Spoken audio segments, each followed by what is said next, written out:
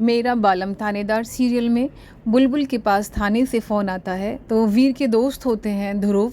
तो वो ध्रुव की बात सुनकर बहुत खुश हो जाती है। उसको लगता है कि ये फ़ोन वीर ने कराया होगा, तो वो जल्दी से अपनी स्कूटी निकालती है और थाने की तरफ चली जाती है। तो वो रास्ते में बहुत ही खुश हो रही है और सोच रही है, अच्छा थानेदार साहब ने मुझे सरप्राइज़ देने के लिए फ़ोन कराया है।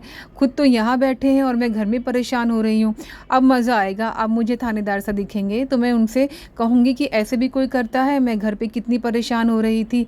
तो फिर उसे वीर की गाड़ी खड़ी हुई दिखाई देती है, तो वो जो गाड़ी होती है उसको देखकर और खुश हो जाती है। तो कहती है ये तो थानेदार साहब की ही गाड़ी है, और वो गाड़ी को देख के बहुत खुश हो रही होती है। इतने में वो अपना हेलमेट उतारती है और थाने की तरफ अंदर की तरफ चली जाती है। वो सोचती है कि थानेदार साहब ने मुझे फ़ोन खुद से क्यों नहीं करा, ध्रुव जी से फ़ोन कराया है। तो इतने में ही उसे सामने कमिश्नर जी और ध्रुव खड़े हुए दिखाई दे जाते हैं। तो वो उन दोनों को देख के सोचती है कि ध्रुव कमिश्नर साहब यहाँ पे ऐसे क्यों खड़े हैं, कोई बात है क्या। तो वो बहुत खुशी खुशी कमिश्नर साहब से पूछती है, थानेदार साहब कहाँ हैं, मैं कब से उनका वेट कर रही हूँ। तो कमिश्नर साहब कहते हैं और ध्रुव कहते हैं कि वो तो यहाँ पर नहीं है, वो तो यहाँ पर नहीं आए। तो बुलबुल कहती है तो ये गाड़ी तो उनकी यहाँ पे खड़ी है। तो कमिश्नर साहब कहते हैं कि ये गाड़ी हमें वीर की हाईवे पे सर मिली। तो जैसे ही कमिश्नर साहब ये कहते हैं कि हमें गाड़ी हाईवे पर मिली और ये वीर की कुछ वीडियो हैं, बुलबुल वीर की वीडियो देखती है, वो हाईवे पर गाड़ी से निकलकर भाग रहा है। तो वो देखकर हैरान हो जाती है। वो कहती है थानेदार साहब ऐसे गाड़ी से निकलकर भाग क्यों रहे हैं। तो फिर कमिश्नर साहब कहते हैं कि वीर की गाड़ी में से हमें ये बहुत सारे कुकर भी मिले हैं।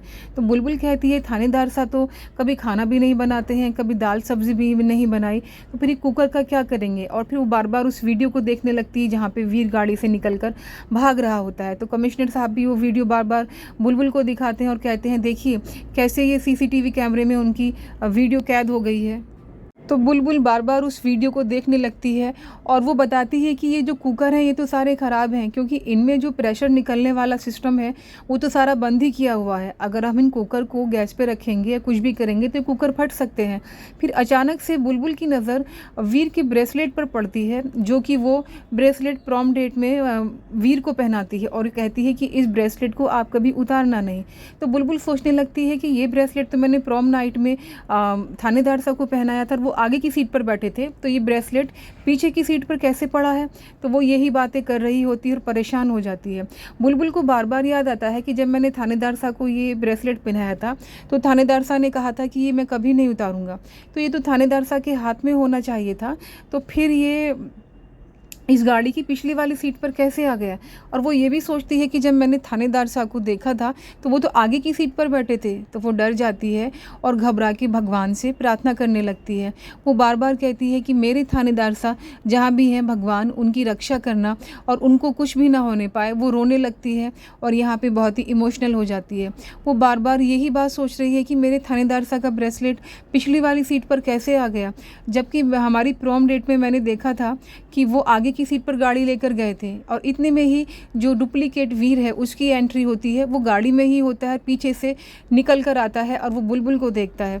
बुलबुल ने डुप्लीकेट वीर को नहीं देखा है, वो तो बार बार बस ब्रेसलेट, वो जो ब्रेसलेट पहनाया था उसने वीर को, उसी को देखकर परेशान हो रही है और वो भगवान से प्रार्थना कर रही है कि ये तो मेरे थानेदार साहब का है, क्या हो गया है और उन्हें कुछ होना नहीं चाहिए भगवान। वो इन्हीं बातों में गुम है। इतने में ही जो डुप्लीकेट वीर है उसकी एंट्री होती है और वो बुलबुल को देखता है, लेकिन बुलबुल को कुछ भी नहीं पता है यहाँ पे। वो तो बस उस ब्रेसलेट में खोई हुई है जो उसने वीर को पहनाया था और उसे यकीन था कि ये थानेदार साहब के हाथ से कभी भी नहीं उतरेगा। इतने में ही डुप्लीकेट वीर जो है अजीब से अंदाज में सीटी बजाता है और वो बुलबुल को देखने लगता है। और बुलबुल को आसपास कुछ भी नहीं पता है कि उसके आसपास कौन है, वीर है या डुप्लीकेट वीर है। अगर वो वीर को देख लेती तो समझ जाती।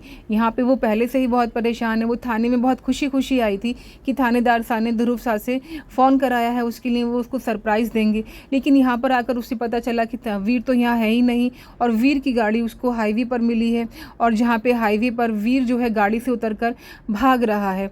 तो उसको ये भी नहीं पता कि ये जो वीर भाग रहा है हाईवे पर गाड़ी से, दरअसल वो ओरिजिनल वाला वीर नहीं होता है, वो डुप्लीकेट वीर होता है। और उसकी गाड़ी में इतने सारे कुकर जो मिले हैं वो भी वीर के नहीं हैं। ये मीठी माई का ही कोई बहरूपिया है जो वीर बनकर बुलबुल के आसपास आ गया है। तो देखना दिलचस्प होगा कि बुलबुल इस नए बहरूपिये को कैसे पहचानती है, क्या वो इसका पर्दाफाश कर पाएगी, क्योंकि उसको तो मीठी माई पर बहुत ही ज़्यादा भरोसा है। वो अपने से ज़्यादा भरोसा करती है मीठी माई पर।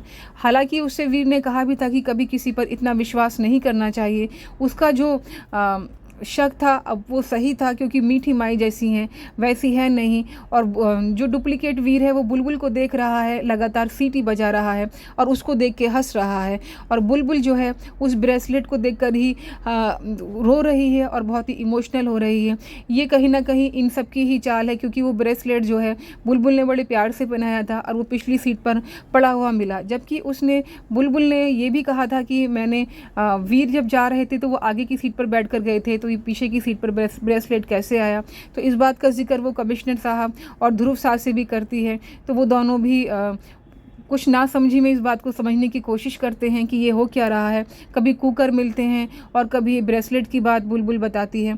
तो बुलबुल यहाँ पे बहुत ही परेशान हो गई है, उसे कुछ भी नहीं पता है कि वो क्या बात कहे और किससे कैसी बात कहे। तो देखते हैं आगे हमें नया देखने को क्या मिलता है।